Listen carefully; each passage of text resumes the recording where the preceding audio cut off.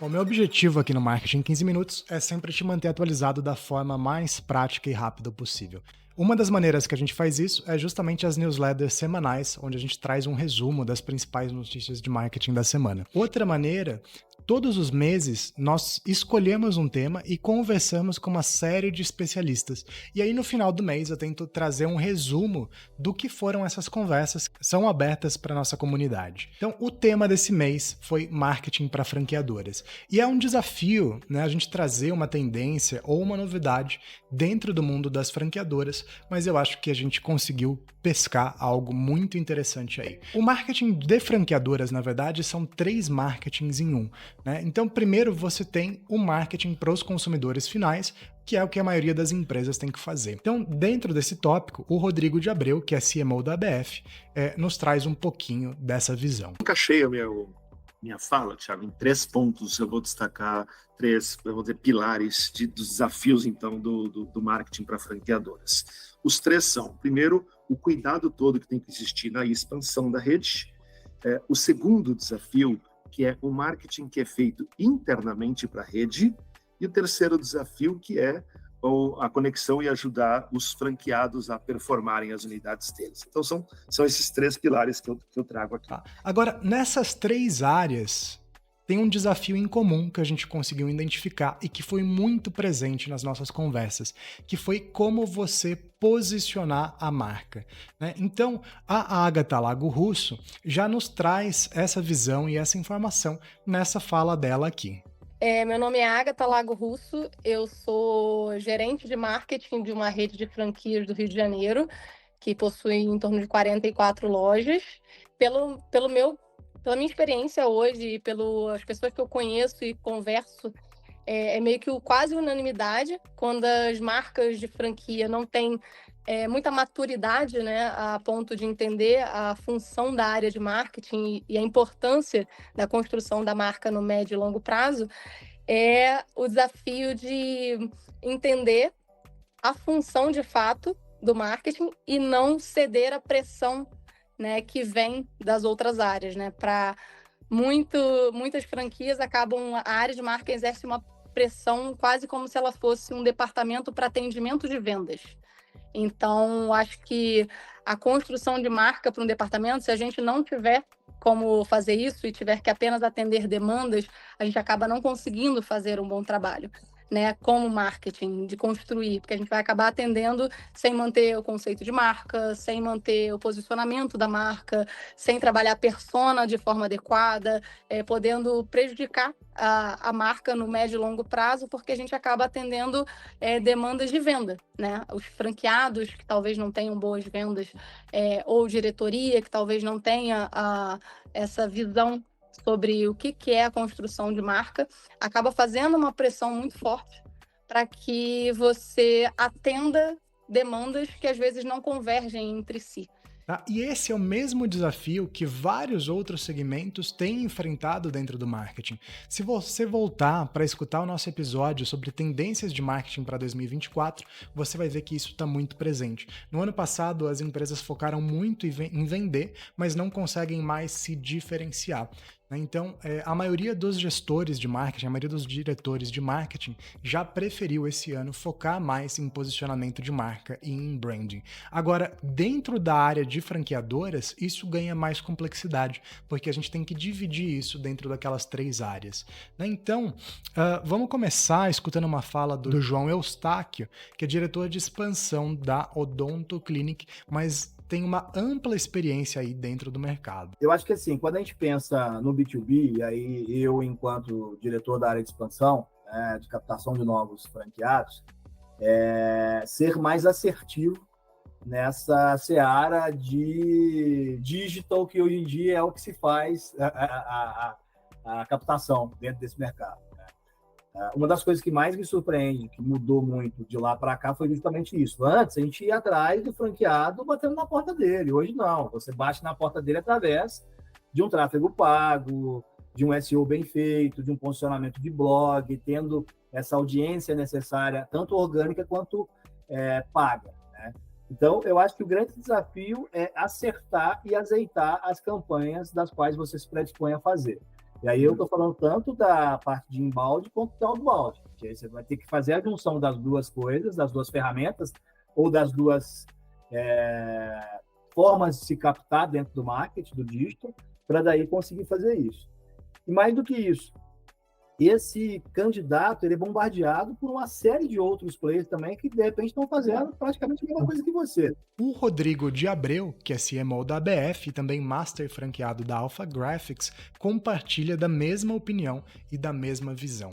Outro ponto de atenção, pessoal, quando fala do marketing diferente do marketing tradicional que a gente vê no mercado, que a franqueadora tem que tomar cuidado, é todos nós aqui, aliás, todos nós que estamos aqui na sala e todos os outros 3.300 franqueadores que estão expandindo pelo Brasil, nós todos somos concorrentes, tá? Então, é uma visão onde somos concorrentes porque a gente está literalmente brigando pelo um bolso de um candidato à franquia que muitas vezes ainda não decidiu qual é o ramo de atividade que ele vai atuar. Então, o nosso papel não é só... Aí é importante que sobe um nível na nossa comunicação, que antes de você vender a sua marca, você tem que vender o seu setor. Por que esse setor é bom?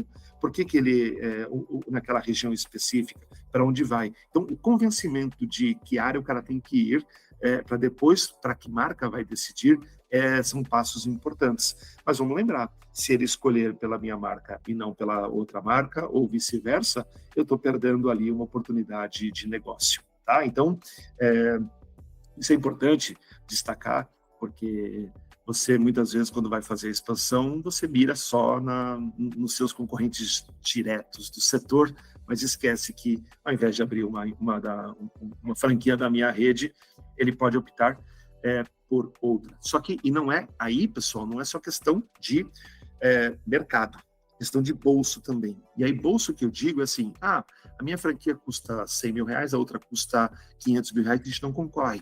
Gente, concorre sim na hora de divulgação, na hora de coisa, porque eu posso optar, ao invés de montar uma de 500 mil reais, eu posso optar por investir 5 de 100 mil reais e me tornar um multifranqueado. É interessante a gente notar aqui, tá, que apesar deles falarem que já está muito saturado esse mercado, eu lembro de no ano passado fazer essa conta, né, e nós temos mais ou menos 3.300 marcas de franquia no Brasil, e cada uma delas, se nós formos fazer uma média, investe R$800 por mês só em anúncios exclusivamente no Google, o que é muito pouco, né? Então, pode-se dizer que nós ainda estamos na fase inicial, né, de expansão ou desse marketing de expansão, mas sem a diferenciação, sem o posicionamento, né, não tem mais para onde ir. Agora, esse desafio de você manter a unidade, né, de posicionamento, ele acontece também na comunicação com os franqueados, como fala pra gente o Eduardo Jardim, que é CMO da Moncloa.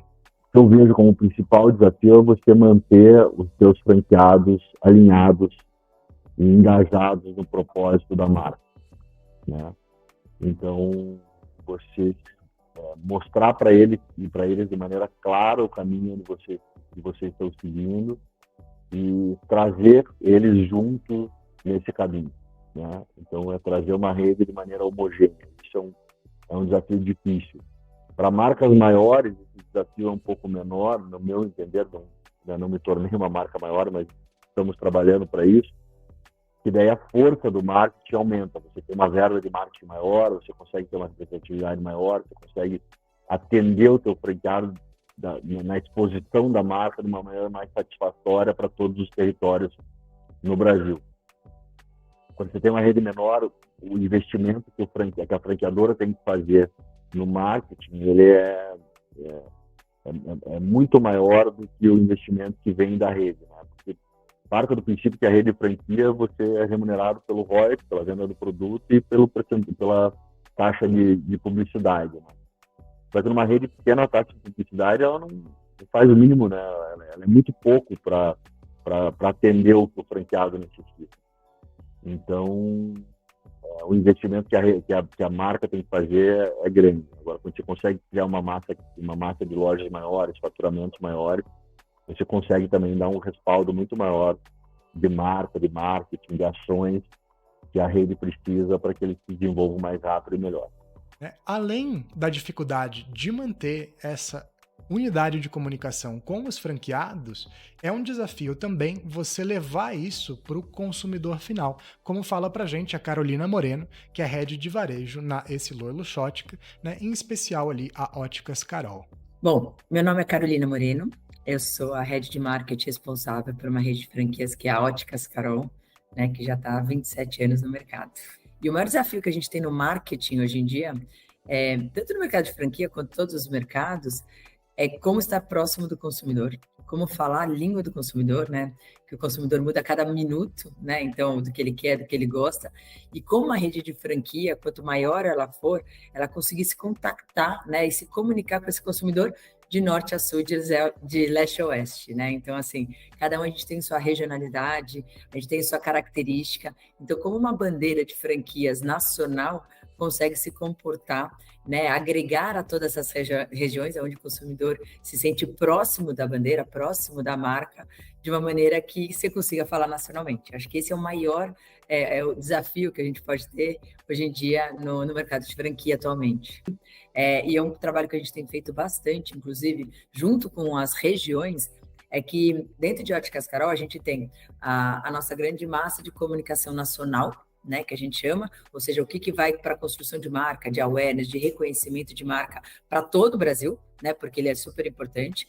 E também a gente tem uma ferramenta que é muito bem utilizada e é algo que a gente veio construir nos últimos 2 anos junto com o franqueado por essa necessidade de levantar a mão e falar, mas na minha região eu preciso comunicar algo mais voltado a uma cultura. Então a gente tem uma coisa que chama mídia regional. Então o franqueado tem uma parte do investimento dele que é destinado a ele usar na mídia dentro da região dele. É uma coisa feita a 4 mãos, porque o franqueado troca com a gente, né, qual o tipo de material que ele quer comunicar, para que a gente não tenha nenhum descolamento, né, da construção da marca, do branding nacional, e que ele possa aí trabalhar com uma coisa mais pontual, específica, principalmente por meio de comunicação. Tem algumas regiões, e como a Óticas Carol, que hoje está com mais de 1.400 lojas distribuídas, ela está em grandes centros, em pequenas cidades, não tem diferença para a gente quer dar acesso à saúde visual. Então, a saúde visual, e tem às vezes uma peculiaridade de uma determinada região, que, por exemplo, aqui tem uma brincadeira que o pessoal do interior de São Paulo fala, Carol, não tem jeito, aqui o que funciona para a gente é o carro da pamonha, então você tem que colocar o carro, né, literalmente na rua, falando disso. O outro é o outdoor, o outro é uma mídia mais de panfletagem, o outro é Então, assim, essas questões que às vezes nacionalmente não é tão habitual, é como eles trabalham, mas é importante ter essa conexão para que a mensagem do consumidor, seja regional ou nacional, está sendo transmitida da mesma maneira. Agora, algo complementar e muito interessante em relação a esse posicionamento de mercado é que isso é especialmente importante dentro das franqueadoras, porque as franqueadoras, na verdade, elas são agentes de mudança de consumo, tá? Vamos explorar um pouquinho mais esse tópico.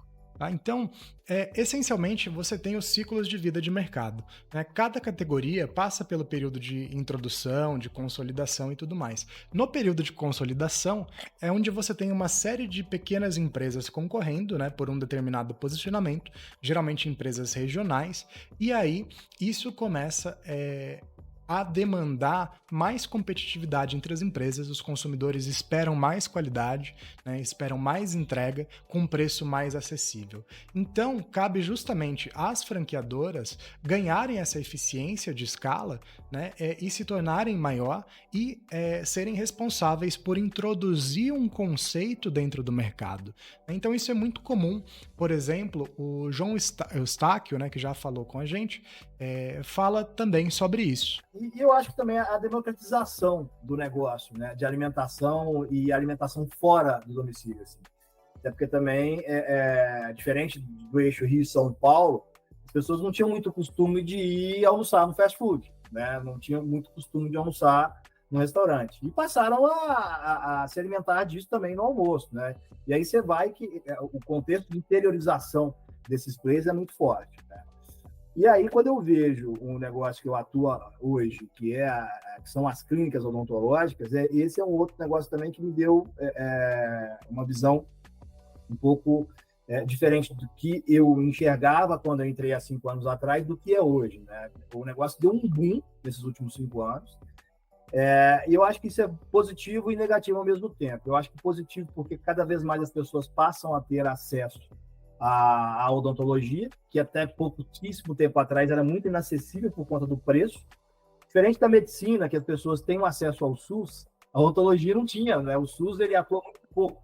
A gente está falando de 3% da população atualmente que é atendido pelo SUS, né, na parte odontológica.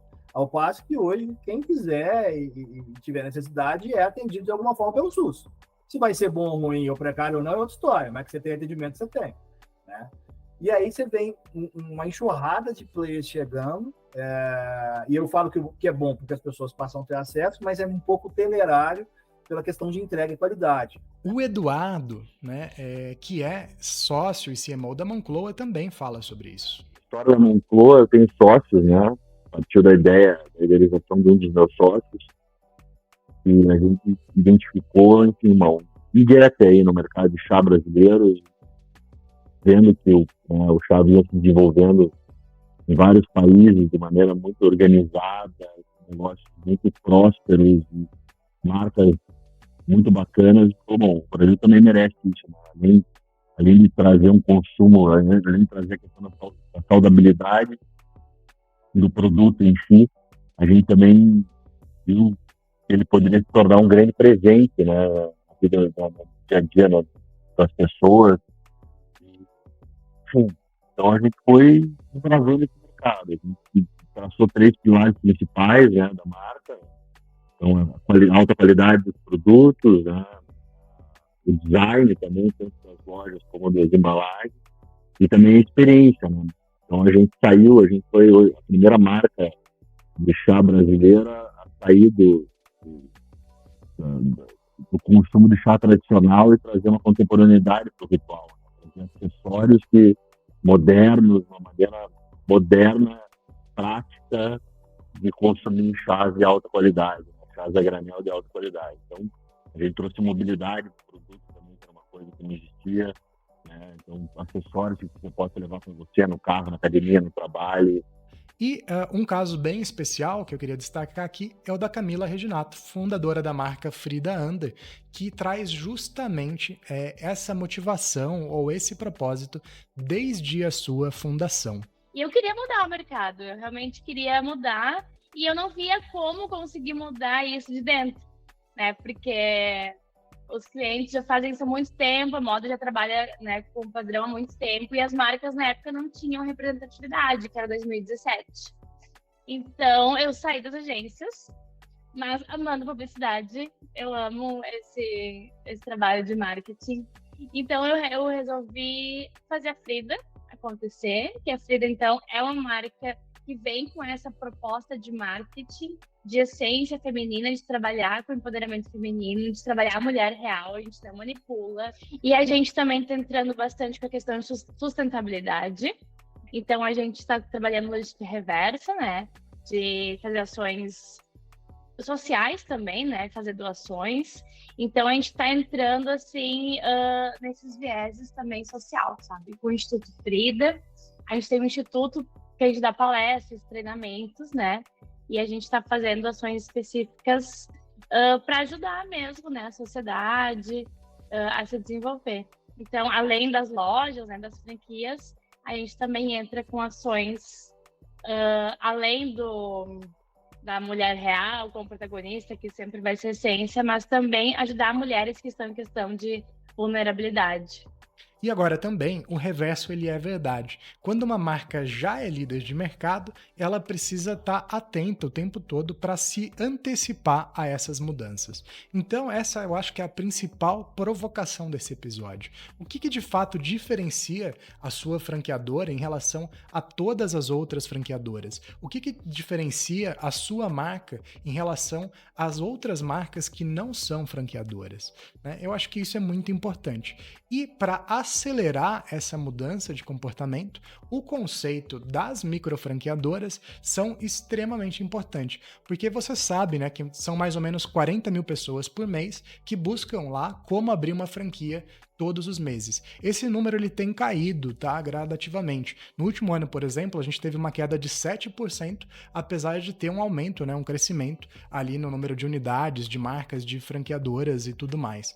Tá? Mas o ponto relevante é que mais de metade dessas pesquisas são especialmente para marcas de franquia barata, né, que demandam poucos investimentos. Então você tem todo esse potencial empreendedor, né, que, por exemplo, a Frida Under transforma isso, inclusive, em propósito, mas ele faz parte também e ele é muito importante nesse crescimento das marcas e do conceito do mercado. Né? A gente tem a fala aqui do Arthur Hipólito e da Lea Bueno, né? Respectivamente é um casal, são sócios da Home Angels e da Tutores. Né? E o Arthur foi responsável pela introdução das micro franquias no Brasil e nos traz muito essa visão. Boa tarde, Thiago. Meu nome é Arthur Hipólito, sou sócio-diretor da Home Angels Brasil, a maior rede de cuidadores de idosos da América Latina. Juntamente com a Leia, sou sócio-diretor também da Tutores, que já foi eleita a melhor micro-franquia do Brasil. Juntos, com o meu sócio também, Marco Empreendedor, criamos aí o conceito pioneiro do Brasil de micro-franquias. É bom a gente, primeiro, diferenciar, né, o que são micro-franquias de franquias, e a única diferença, na verdade, é o investimento inicial. Quando a gente fala de micro-franquias, o valor é até R$135 mil, e as franquias a partir disso. E muito importante frisar também que a lei do franchise é igual para todas. Quando a gente está trabalhando com micro franquias, cada centavo importa. Então, quando a gente diz para o franqueado que ele tem que investir R$2, R$3 mil em tráfego pago, em marketing digital, não é uma realidade das micro franquias. Então, os investimentos são menores. Então, basicamente, o que eu entendo são essas diferenças. Essa ideia da ética relacionada à expansão é um tema recorrente, como a gente pode ver também pela fala do Rodrigo de Abreu, que é CMO da ABF. Em algum momento na minha fala, eu disse que nós temos que ter a consciência no marketing de expansão de que a gente trabalha em 99%, mais de 90% das vezes com o dinheiro da vida das pessoas. Eu acho que isso chancela a responsabilidade que o marketing de expansão tem que ter.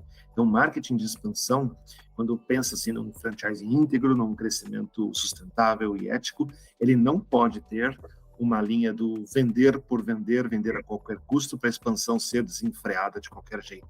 A gente, infelizmente, no marketing, confiando que a gente não faça isso aqui, o marketing tem que ser verdadeiro. O marketing não pode ser ilusório de prometer resultados, porque aí, Thiago, eu consigo responder a pergunta objetivamente, o que você prometer aqui vai ser cobrado aqui depois. Então, fora a questão de valores e princípios, na parte operacional, poxa, você prometeu que a minha loja ia estar performando dessa forma, você prometeu que eu ia ter retorno em tanto tempo, você prometeu que eu ia fazer, que ia conseguir isso, você prometeu isso. Então, cuida das promessas. Então, eu sou extremamente a favor de que seja uma única célula, que tenha essas adaptações, desses 3 momentos que eu falo, mas eu creio que isso gera mais responsabilidade a médio e longo prazo. Tá? Então, para resumir essa conversa de hoje, o marketing para franqueadoras tem a sua complexidade, principalmente porque ele é dividido em 3, mas a gente tem esse desafio muito comum de como posicionar e diferenciar as redes. Eu te convido para escutar o episódio do podcast Mesa de Produto, em que eu fui entrevistado e falo sobre esse tema, porque ele é, de fato, meu tema de especialidade e de interesse. Para encerrar esse episódio, eu deixo essa fala aqui do Arthur Hipólito, da Home Angels. Muito obrigado e até a próxima. Um dos grandes desafios que existem nos tempos atuais é a gente mostrar para as pessoas que trabalham com marketing que marketing, na verdade, não se escreve com a letra M. Marketing se escreve com a letra P, de percepção.